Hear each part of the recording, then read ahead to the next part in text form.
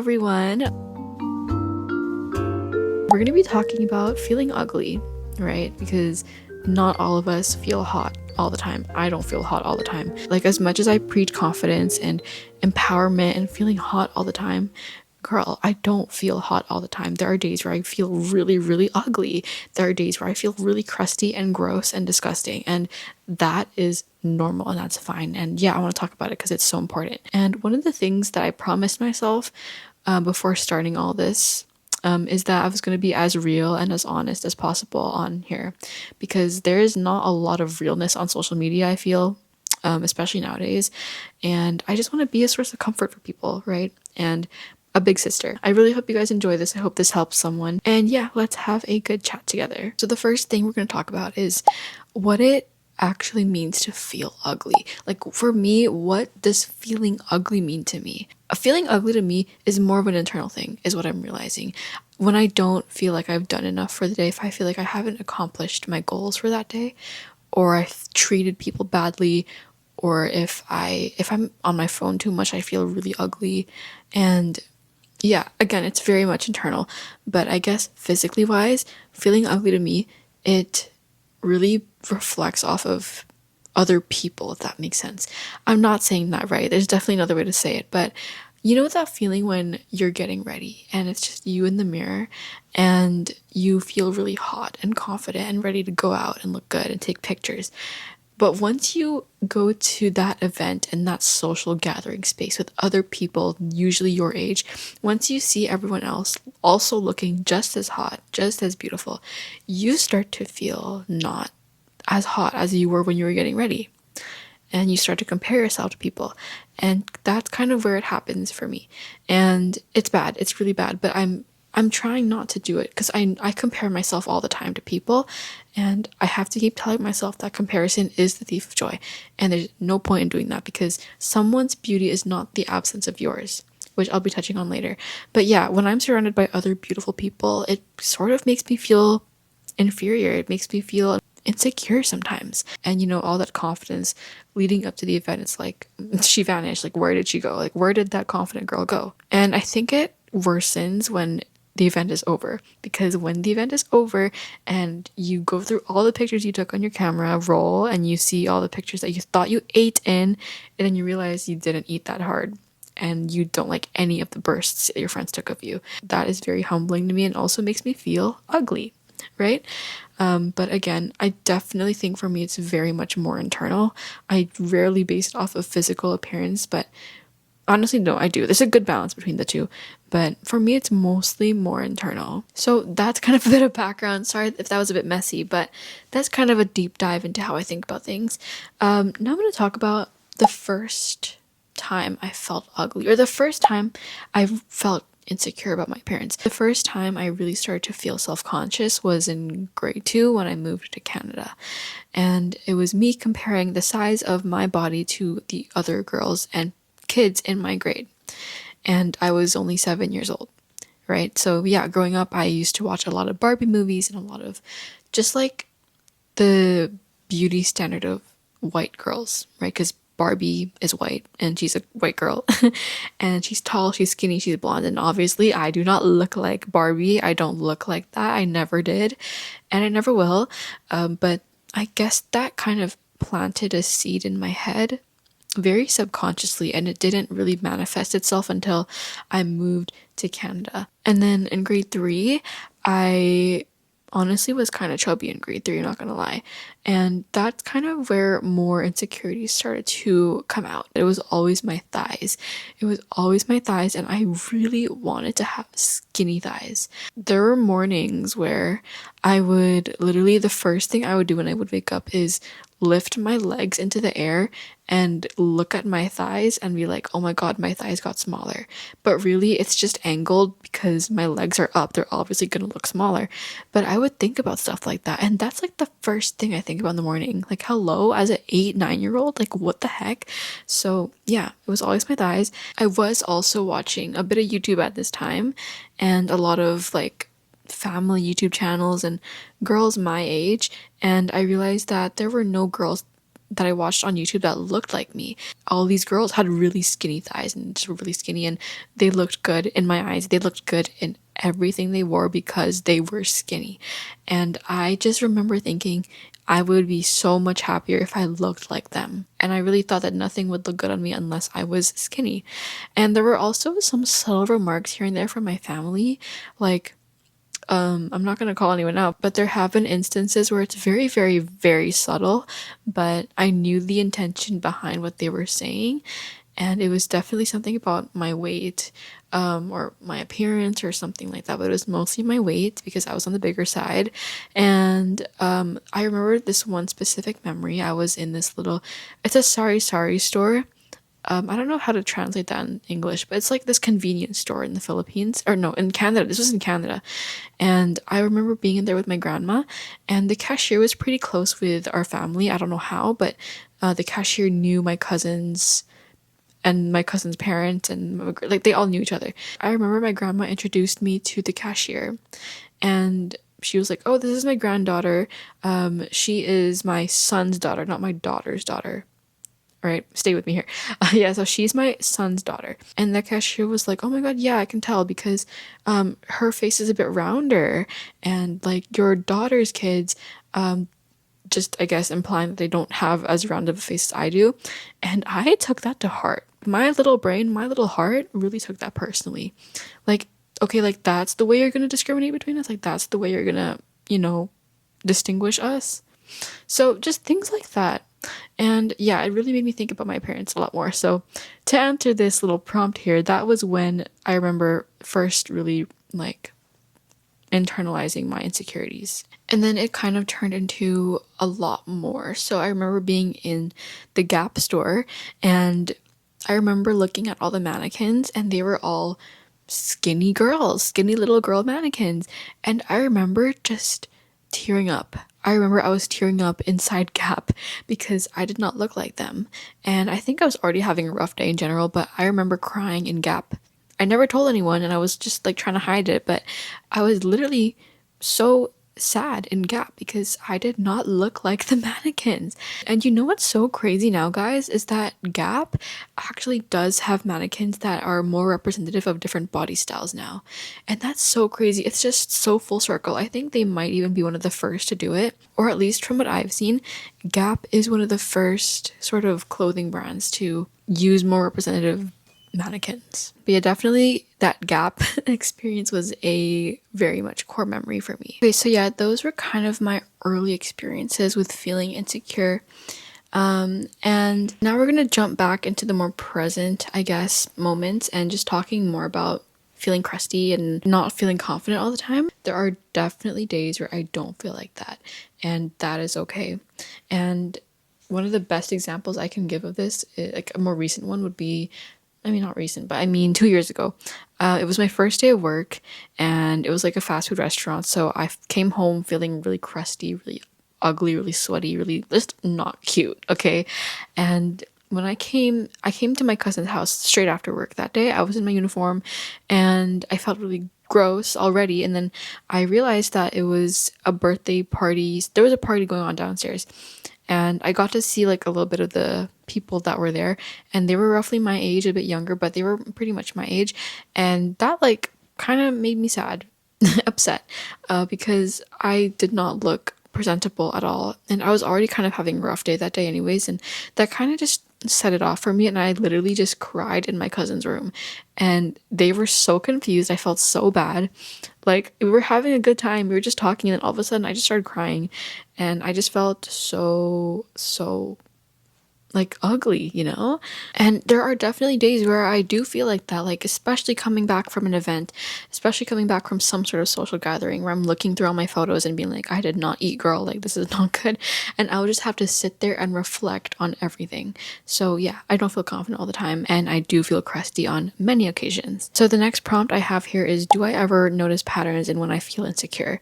So this could be through social media or certain people, or when I have bad days. So this kind of connects into everything I just said, but social media for sure is a big one. It's a big catalyst for insecurities. We're constantly scrolling on our phones and everything. And I was actually listening to a podcast episode where she talked about how we are seeing, if we're on TikTok and we're scrolling, we are consuming hundreds of content every hour. Every hour of the day we're just scrolling. That's like 1,000 videos by the end of the day into our heads. 1,000 like 5-second, 10-second videos. Like, you are obviously going to feel insecure after that, especially if TikTok is full of beautiful people. And yeah, it's so easy to say that, and it's so obvious, but we usually just brush it off when we keep scrolling, right? But when you really think about it and reflect on it, then it really starts to hit you, and it really is starting to hit me. So yeah, definitely social media. Again, when I'm around other beautiful people, again, I always tell myself someone's beauty does not indicate the absence of yours. I always try to tell myself that, but it's so hard. Like, when you're in the moment, it's really, really hard. And it's something that I'm working on. But yeah, definitely when I'm around other beautiful people, and also when, even like family, it sucks. Family is probably the worst. Like, I have so many beautiful relatives and cousins and everything. It sucks because it feels almost like I have to, it's like almost as if I have to make it a competition. And it's so funny because it's a mental thing for me. Like, it's not even like that. Like, no one cares. It's all just in my brain. And also when I'm around people who are judgmental, or just when I feel that someone's energy is not good, that also kind of makes me back off a bit, or makes me feel a little bit self-conscious. So yeah, those are kind of little patterns I notice, or situations that kind of trigger these thoughts. No, I did just go on a whole tangent about feeling insecure on other beautiful people, but the craziest part about this is that I don't tend to feel that way when I'm around beautiful people who are beautiful on the inside, okay? If you have beautiful energy that radiates within you, and you have a good heart, and you're kind and you're nice, then I will not feel inferior to you. I will not feel insecure around you.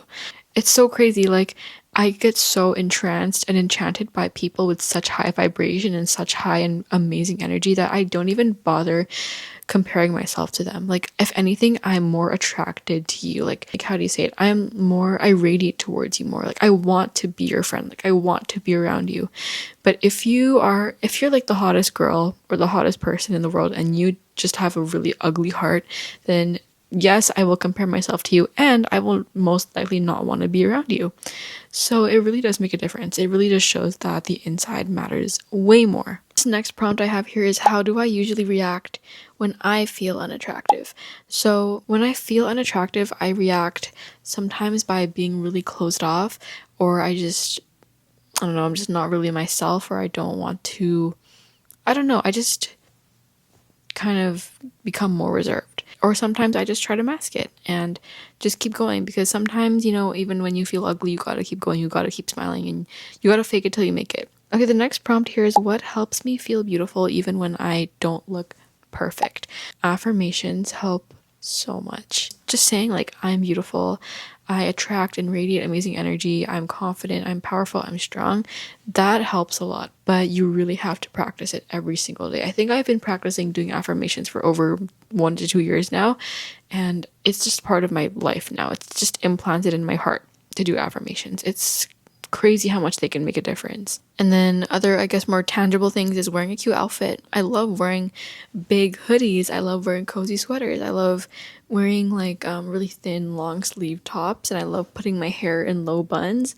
I love wearing headbands. I love wearing lashes. I love wearing sweatpants. I love wearing jeans, like low rise jeans. I love like just things that make me feel confident. Even if I feel ugly, I'll try my best to at least make the outfit make up for it. And yeah, makes me feel better. Another thing that I like to do is compliment other people. I have been doing this lately a lot, and it really does help. Like, giving compliments is totally free. It's free, and it makes the other person, it's going to impact their day. Like, the worst that can happen is that they don't respond. But even that, like, they know they received a compliment. Like, they had to have felt something, right? Like, unless they're hollow, then they had to have felt something. And you don't know, one compliment can make someone's entire day. They might not show it in their face, but it might just save their day. And it makes you feel so much better. Just spreading love from you, like it comes back to you and you feel amazing. And that internal feeling of that reciprocated feeling, it's unmatched. It will beat any sort of like unnecessary external validation. But yeah, give people compliments. It will make you feel so good. Now we're going to talk about the actual title of the episode, I guess, which is what to do when you feel ugly, right? So getting off my phone, this thing, she needs to be off. She needs to be away, out of my sight, out of sight, out of mind, right? She needs to be gone. And this is like, it's so serious to the point where like, if I need a break from my phone, I cannot even be touching it. Like, even in my pocket, I have to have it not touching my body at all. I'll put it inside my bag, or I'll throw it across the room, or I'll make my parents hide it. I cannot touch it. So getting off your phone definitely helps.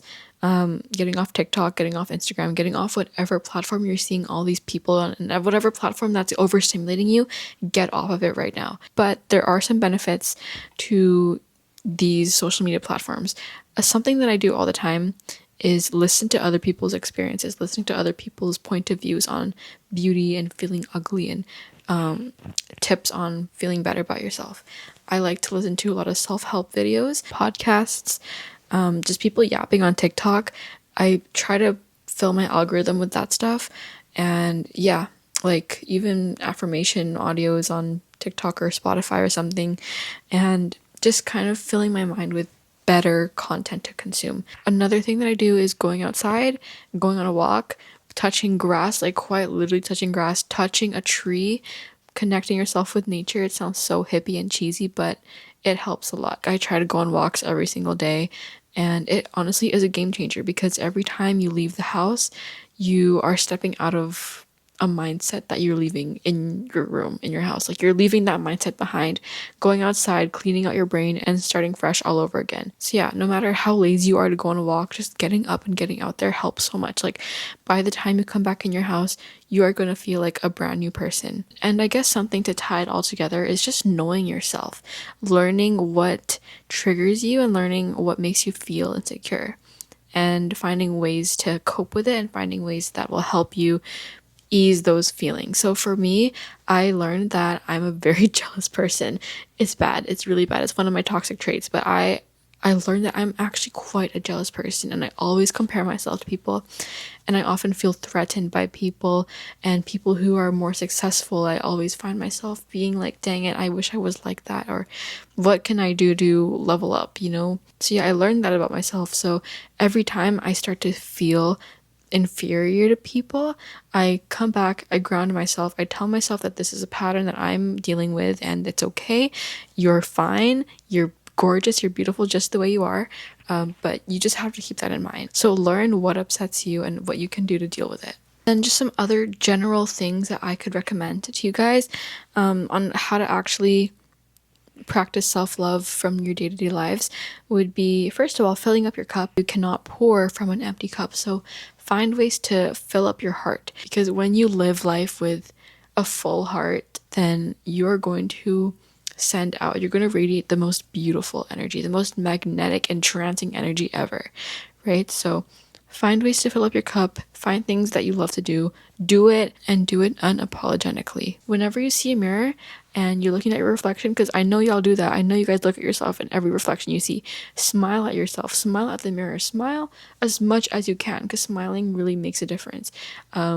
It's literally scientifically proven, like when you smile, I don't know what it is, it like triggers something in your brain to be happy or something, so just smile as much as you can. Next is walk with good posture. Speaking of posture, let me fix mine right now. Yeah, literally walk with good posture. Walk with your chest out, chin up, head up, shoulders back, walk around like that. And I already feel so confident like this.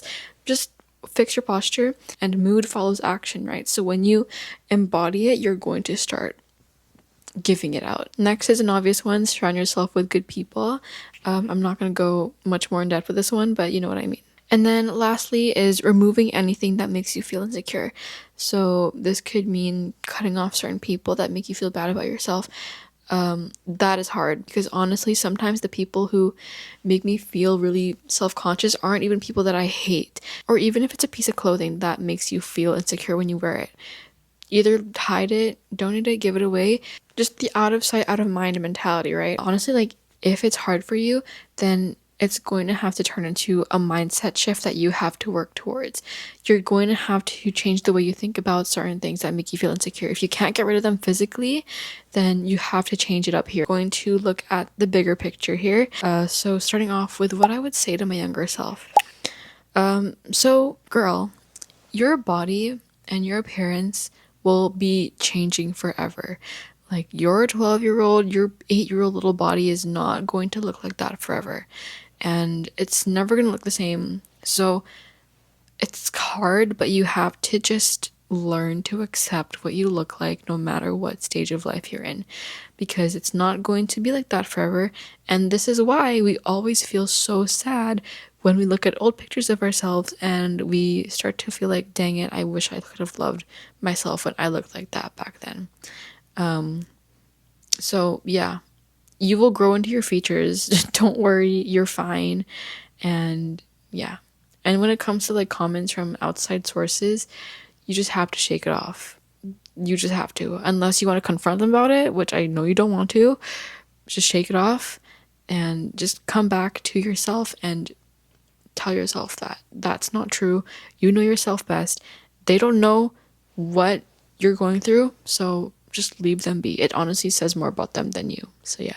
Next is, how do I define beauty outside of appearance? Having a really beautiful, bright, radiant, and enchanting aura is literally, it outbeats anything. That is the thing that I think beauty really truly is what's in here, right? It just, I love people who have that in them. Your appearance is literally the least important thing about you, and I can promise you that, because again, you are going to be changing appearance wise forever. How do people I admire embody beauty without it being about looks? So the people I admire, first of all, are obviously people who radiate great and beautiful energy, and those people I notice usually have very, again, posture. They have great posture. They're very poised, they're very graceful, they're very grateful, and they just walk with so much confidence and so much aura, and I just like, I love to see it. So now to end things, I'm just gonna go back and do some little rapid fires. What to do when you feel ugly. So first of all, remove any trigger that makes you feel ugly. If you can't remove it, change what's in here. Fix your posture. Fix it right now. Next would be to journal, do affirmations, clean your space, do things that fill up your cup, and self-care, practice self-care, do things that you love to do, read, write, and lastly, stop complaining and stop saying bad things about yourself. Like I said, the energy that you put out into the world comes back directly to you, and you internalize that stuff, right? So say good things about yourself, uplift other people, compliment people, tell people they're beautiful, because it will come back to you and you will feel it and you will level up so much, and it just makes you feel so good inside, and that feeling is unmatched. I guess the biggest takeaway here is that no matter how much I preach confidence on here, there are days where I don't feel like that. There are days where I don't feel pretty, and it's normal. Not all of us are going to feel hot all the time. We're literally human beings, okay? And if you're going through some sort of ugly phase right now, I know I go through them quite often. That ugly phase is just preparing you for your hot phase, okay? And then you're going to feel absolutely amazing. And again, like, you are you're ever changing. You're always going to be changing, and change is inevitable, right? So as long as what's in here, as long as you have a good heart in here, you're a good person and you spread love and positivity, then that's all that matters. Thank you guys so much for stopping by. I really hope this helped anyone out there, and I'm here for you. You are so incredibly beautiful and gorgeous and talented and smart and hot, and I love you, and I really hope that you have an amazing rest of your day. And yeah, you're absolutely gorgeous and you're beautiful and smart, and I can keep going forever, but yeah, bye.